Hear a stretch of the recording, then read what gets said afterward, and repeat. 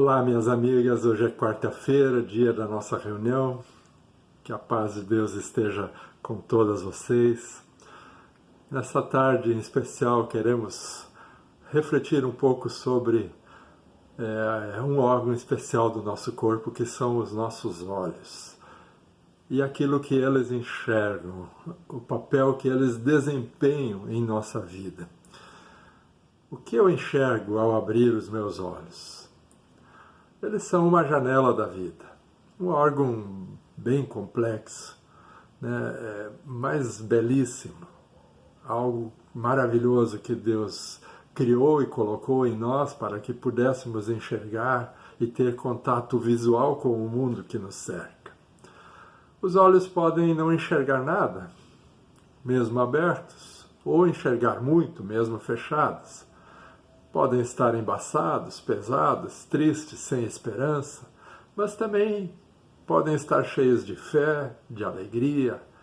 Podem ser olhos altivos, orgulhosos, transmitindo aos outros que eles mesmos se bastam, ou podem ser olhos simples, desejosos de aprender e de servir. Podem ser olhos sonolentos, sem vigor, ou podem ser olhos atentos, ávidos por aprender, atenciosos. Pela sua importância, Jesus diz que eles são a janela do nosso corpo, que eles são a luz que ilumina ou que escurece o nosso corpo, a nossa vida. Se forem iluminados, vão iluminar o corpo inteiro. Se forem maus e se alimentarem das trevas, vão acabar fazendo o corpo todo mergulhar na escuridão. Ou seja, quando nós fechamos deliberadamente os nossos olhos para o Criador e não reconhecemos o amor de Deus, nós os privamos da luz do Senhor e os condicionamos a viver em trevas. Todos nós aqui já devemos ter tido essa experiência de passar de um ambiente muito iluminado para um ambiente de pouca luz. Num primeiro momento parece que a gente é jogado numa total escuridão. Tateamos no escuro. Mas se permanecermos mais tempo ali, vamos perceber que os olhos começam a se acostumar com aquela escuridão. E começamos até a enxergar as coisas. De uma forma precária, mas sim, dá para ver alguma coisa. Assim também acontece com o pecado em nossa vida quando ele é tolerado. Com o descaso para com as realidades espirituais que nos cercam. Aos poucos, nos habituamos com aquele ambiente mais escuro, nos esquecemos de como é viver num ambiente plenamente iluminado. Nos envolvemos com as trevas e, sem perceber, nós vamos deixar que elas passem a nos dominar cada vez mais.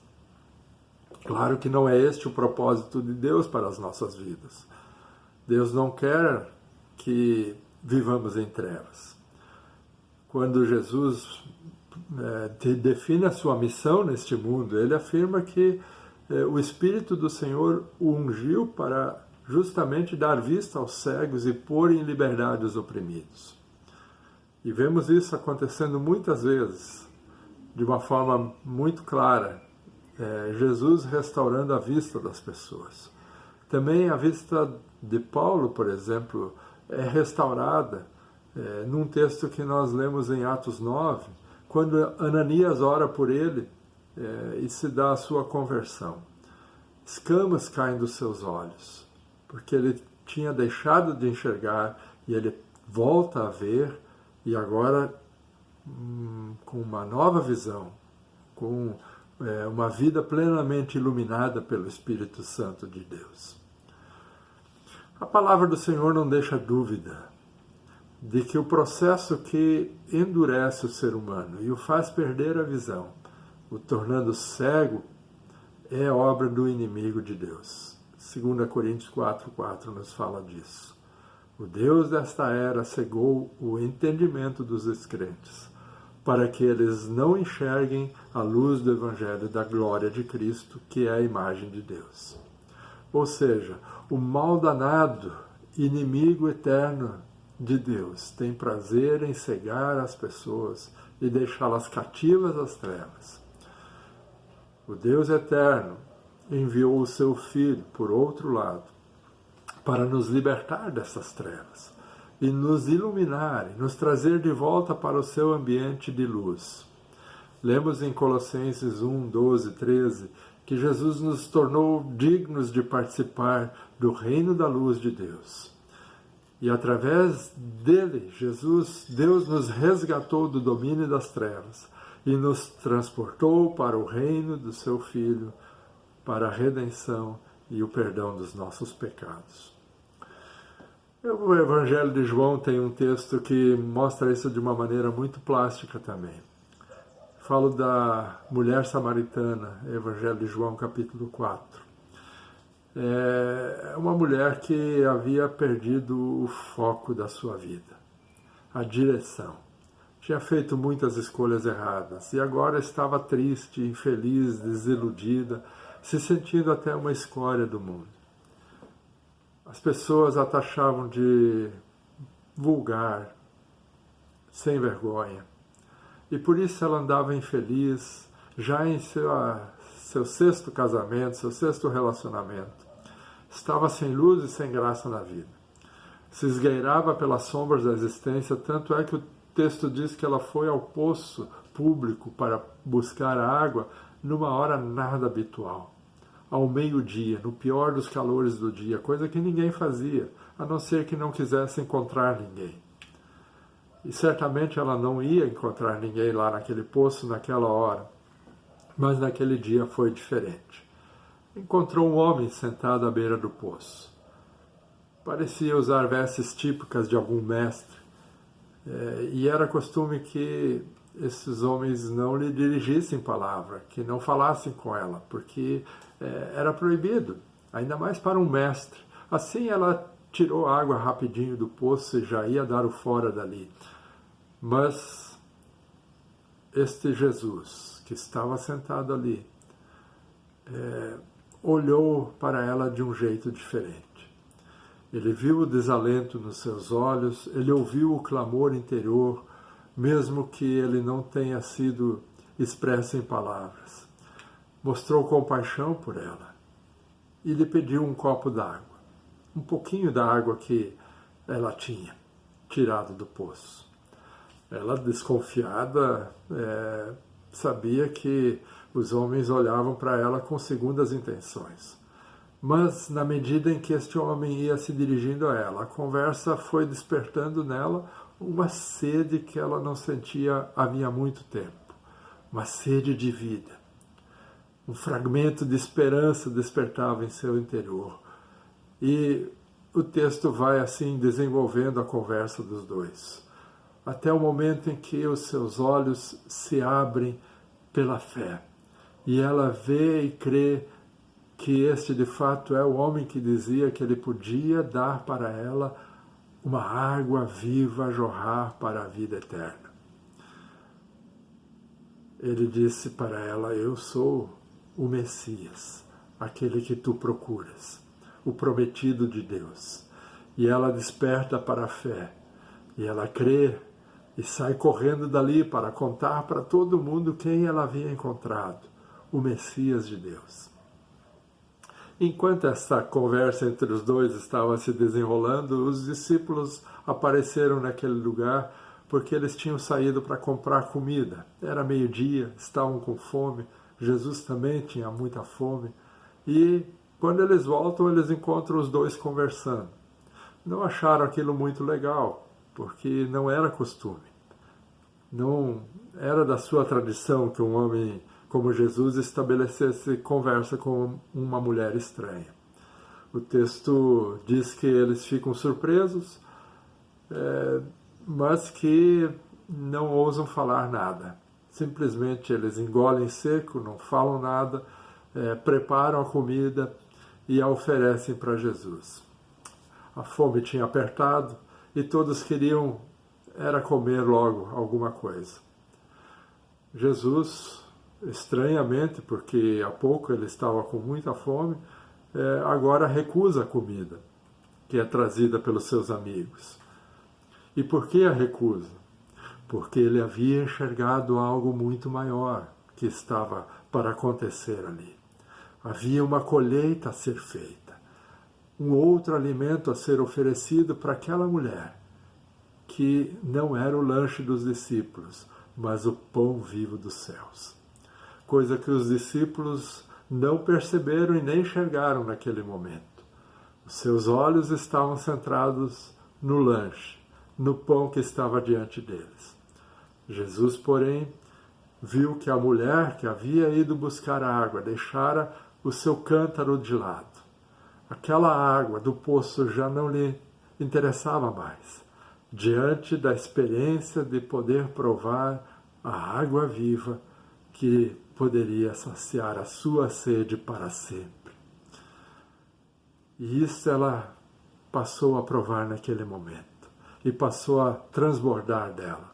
E ela tinha que ir rapidamente contar para todos os que ela conhecia o que ela tinha encontrado. O Messias de Deus, a água da vida. Todos teriam que beber e provar o que ela estava experimentando naquele momento.